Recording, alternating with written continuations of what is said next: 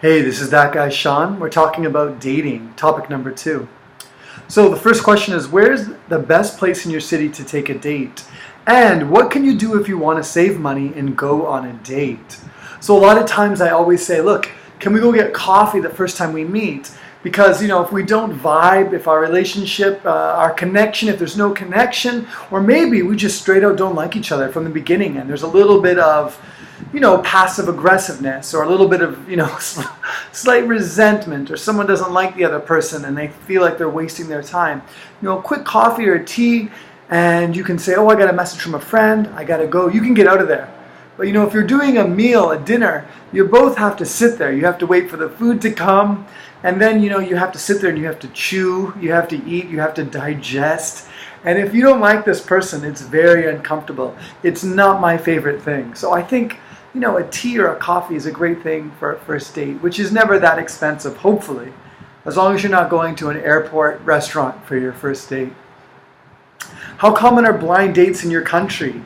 Do most blind dates go well? If not, why not? So blind dates, I actually love them because I've had some friends recommend to me to go on blind dates, and sometimes my friends have way better instincts than me and they really set me up with really great people, and I'll just have a great time. It'll be really, really fresh, and it wouldn't be someone that I would normally pick for myself.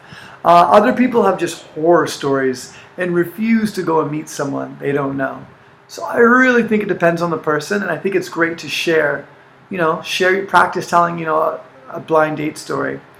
What is the best way to meet boyfriends or girlfriends?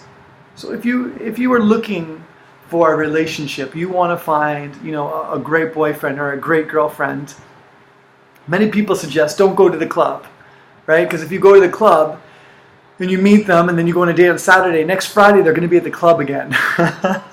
And that might not be a relationship that you want. It depends. Some people go to church. I know that in South Korea, many people will go to church, right, on Sunday, start going, they'll meet someone, and then they'll leave. They'll both leave the church once they find, the boyfriend or girlfriend. It's like Jesus helps them connect, and then they just leave. Anyway, that's what some people do. Other people meet through friends so that they really know the person really well. So it's like within a community or a group. Some people that have known the person for a long time. I think that's really great and smart. I would never do that. I like to go out from my group to meet people, but there's many different ways. Describe your ideal date. Ooh, so who will be perfect for you? And trying to get very detailed. Use, descriptive adjectives and words for, not just tall, smart, rich.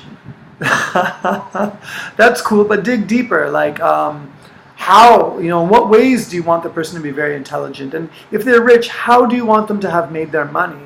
And how do you hope that they'll continue to make money? And, how would you like to play a role in your ideal person's life? What role would you play? The best question is, when two people go on a date, who should pay? This is a great, great topic. These days now, it just depends on people now, and you never know. Some people still have very strong beliefs that, especially for females, if you're taking up their time, if you're taking them out for dinner, if you invited them out, then you should be paying. Others believe always 50-50, and these days, a lot of women are even just paying for the meals now. I've had that a couple times, and it's the most unbelievable, most beautiful thing ever when your meal's paid for you. It's just unbelievable. What was the worst, best date that you have ever been on? This is a fantastic question.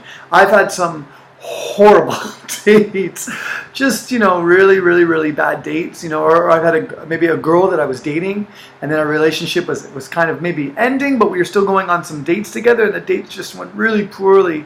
I've also had some really great dates where I met someone, and then we just went, all around the city. We took cabs, we just talked, we connected. I had one friend, she was a flight attendant. I met her, and she agreed to meet up with me. She was only in the city for a couple days, and she brought her camera, and we did a little bit of a photo shoot. She took some amazing pictures of me, some of the best pictures of me.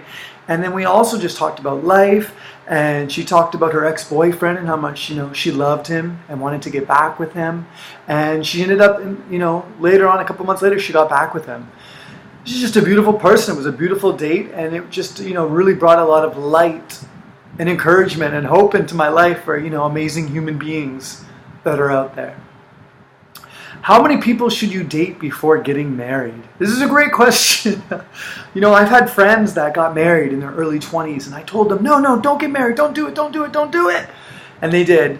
And then later, a decade later, they got divorced. And now they're out there dating, which I told them you should have been dating for a while before you got married. But at the same time, I have some friends that got married in their early 20s, and they've been married for over 10 years now. They have kids, and they're super happy. They're some of the happiest people I know. They're thriving in their careers.